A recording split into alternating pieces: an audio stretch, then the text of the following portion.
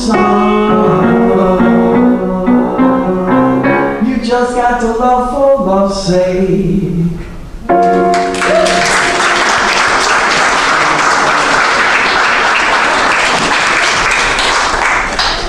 Not the love's sake of yourself. And you know to love others even better. How about that? Oops, that's my home thing on right leg. Now, as I get ready to introduce our guest speaker, I want us all to remember what our theme is for this year. And it was thought up by Reverend Sharon, I think, or it could have been from Unity or wherever she got this wonderful saying. But I want us to go ahead and repeat it at least once for ourselves. You ready? Yep. Together, the art of abundance, a year for courage, creativity, and commitment. So have you done a little creative commitment this month, this year, this week? All right, keep it in mind. And with that, we have Pam Reynolds to remind us what we need to do.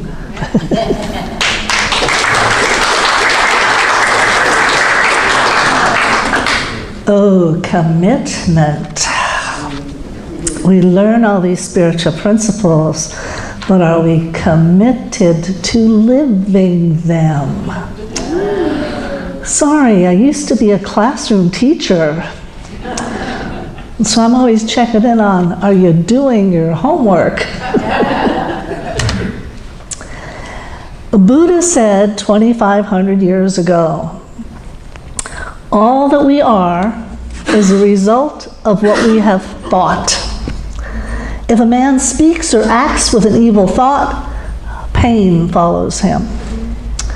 If a man speaks or acts with a pure thought, happiness follows him, like a shadow that never leaves him. Whatever it is, you know that expression, wherever you go, there you are? Well, that's another way of saying it.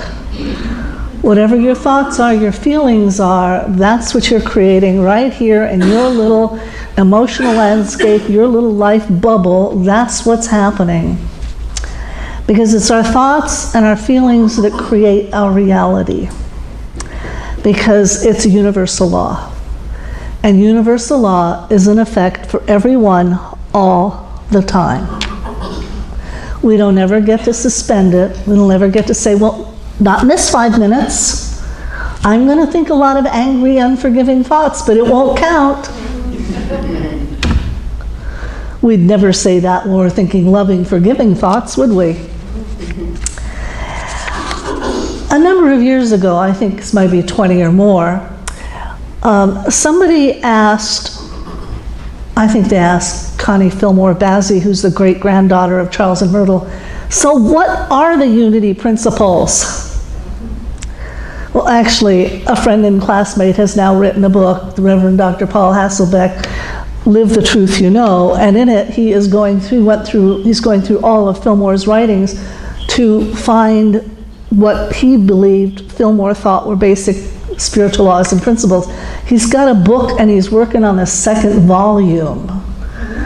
So somehow Connie Fillmore condensed it into 5 spiritual laws. They are somewhat all-encompassing. The first one is there's only God, and God is everywhere present. I'm going to talk about number 2 and 3 today.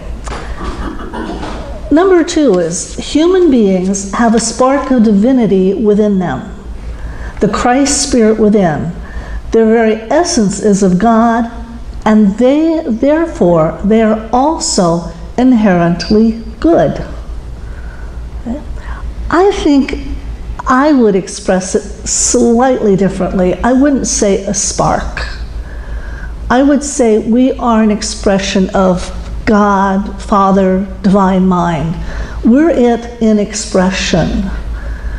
It's not like someplace there's a little part of us, the tip of my little finger, that has a spark of divinity. I am that divinity showing up. Now, I don't always show up the way I'd really like to, because I'm sort of learning how to be my divine self. And every time I have a moment that's not too graceful, I try to catch myself and remind myself who I am, what I'm about, and what I really want to express in my life. Sometimes we believe that Jesus was speaking as Jesus the human, but sometimes he was speaking from that knowing of being that divine Christ. When he said, "No one comes to the Father except through me," we believe he was saying, not me the person, but me the Christ. You can't really have an experience of God the Father except when you experience yourself as the Christ. When you also know that you are that divine expression of the greater whole, then you can have that experience of God, the Father, Spirit, Divine Mind, whatever you choose to call it, because you know what? God doesn't care what you call it. Doesn't bother God at all. It's about you having that relationship. But it's through that Christ presence, that Christ Spirit, that we can know our oneness with God. Now, that divine self dwells in us all the time. The soul, it's in our soul. It's part of our eternal self that's come here to have what we call the human experience. A lot of theories about why, I don't know that I can tell you definitively why. But we're here in bodies having this relative world experience because somewhere along the line we must have chosen to do so. But we get to choose how we do that. Now, we've chosen to build a physical body, and on this planet we operate through the ego. And that can be a button pusher for some people, ego, but I'm going to explain it in this way. Ego is not a bad thing. Or doesn't have to be considered that. It just forgets it's not alone. I remember so early in Unity somebody said, "Oh, ego, edging God out." You've heard that, right? I think we all hear it as we're new to Unity, edging God out.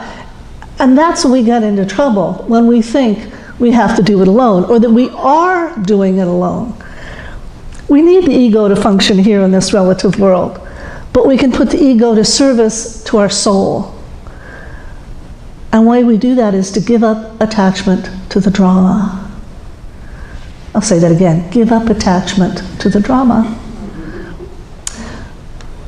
When I find myself telling my story about whatever it is, I have to catch myself and say, now, am I sharing this with a friend because my friend really wants to know about this?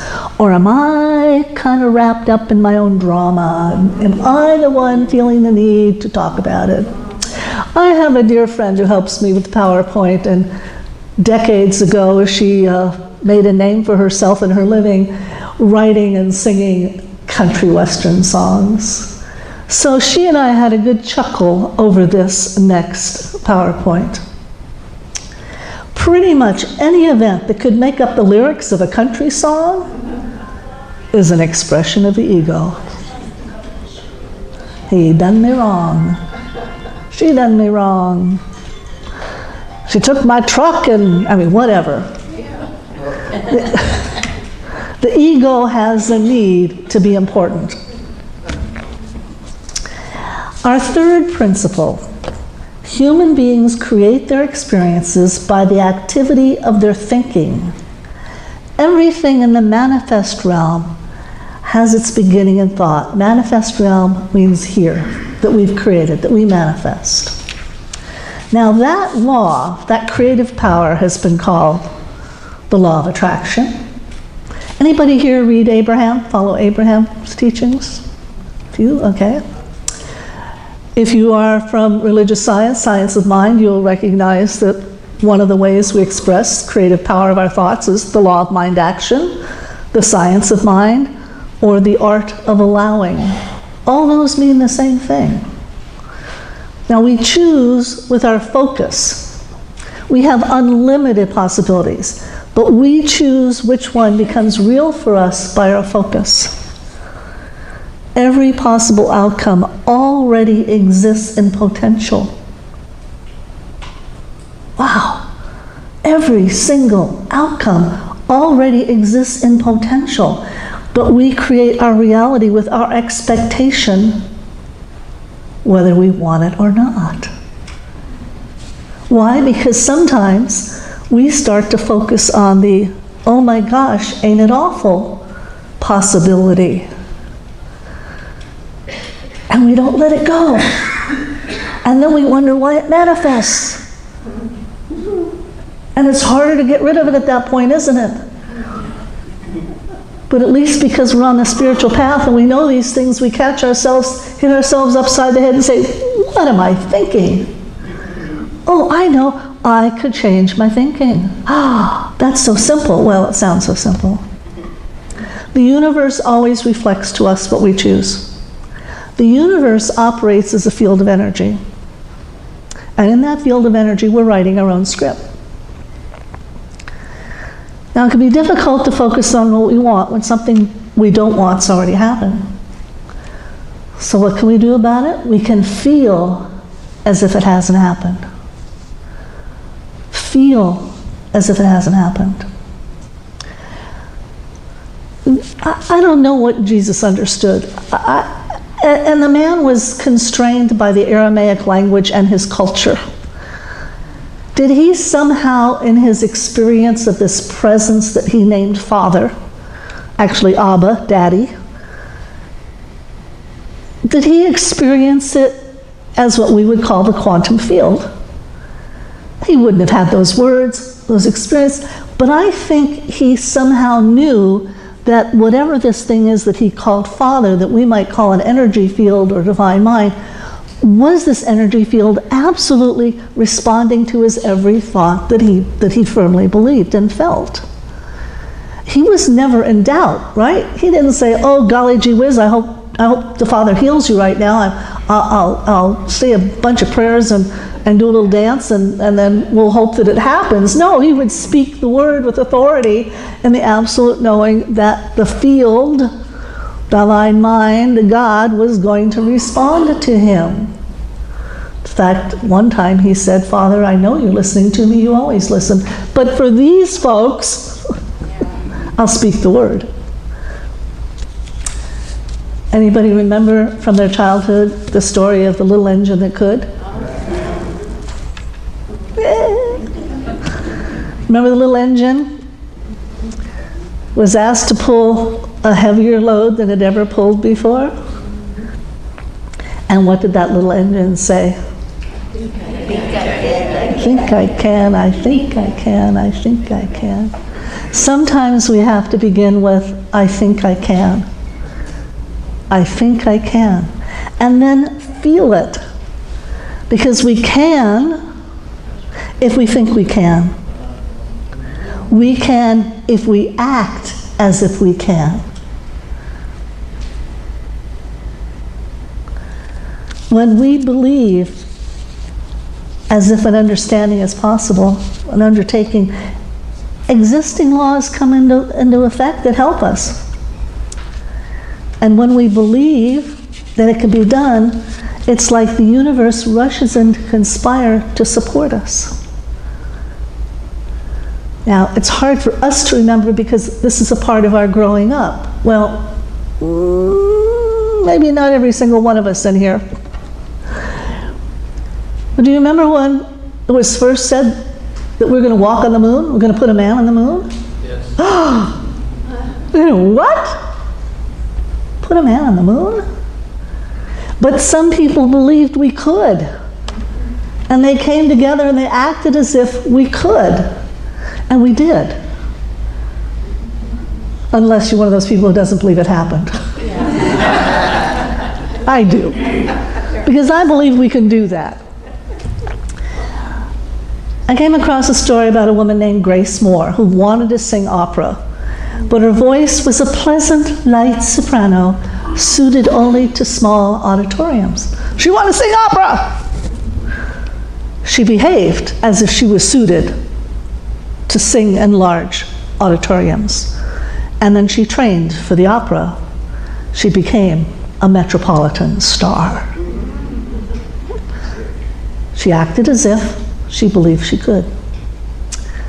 7th grade teacher tried as if, with students whose bilingual background was causing them some real challenges in school.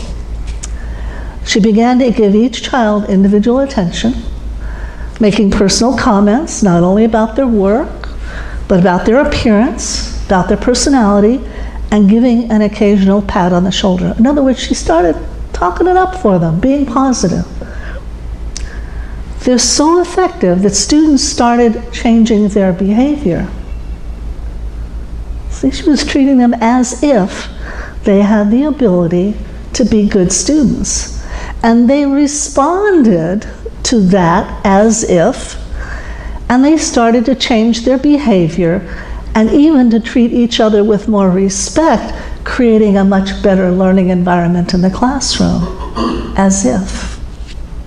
So she challenged them to an as-if experience. So their homework was to go home that night and each one of them decide how they wanted to feel for one day, but not to tell anybody what that was. But to come in the next day and act as if they were that which they wanted to feel.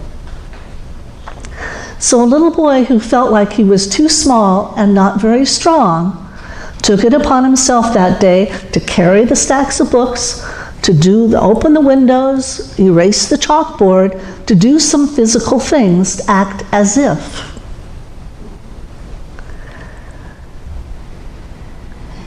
A little girl decided she wanted to be pretty and she felt that she was not. So she came in the next day and acted as if she was really pretty. And people started to pay her compliments. Some of the kids felt like they weren't very smart.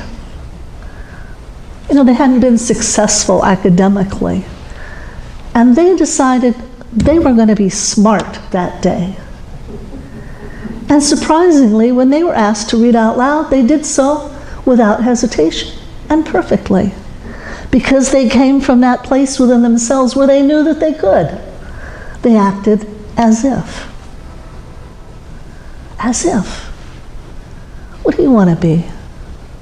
Now, I have to be careful with as if. It can backfire on us, so to speak, because universal law is impersonal. It doesn't say, okay, Susie, do you really want that? That you're thinking about and feeling about? You want a second opportunity do you want to change your mind? Do you want to do it differently? That field responds to us whatever we're thinking, feeling. And so if we're acting as if there isn't enough money to get us through the end of the month, the universe goes, okay, I can do that. That's easy. If, on the other hand, you act as if there is and will be enough money to get you through the end of the month, the universe goes, well, okay, I can do that. That's easy. As long as we don't put ourselves in the way of all the reasons it can't happen. That as if operates on something we want. It can also operate on something we don't. Greg Braden says, if all the do's and don'ts of quantum possibilities are true, and emotion is the key to choosing them, how do we feel as if something has happened when the person next to us says it hasn't?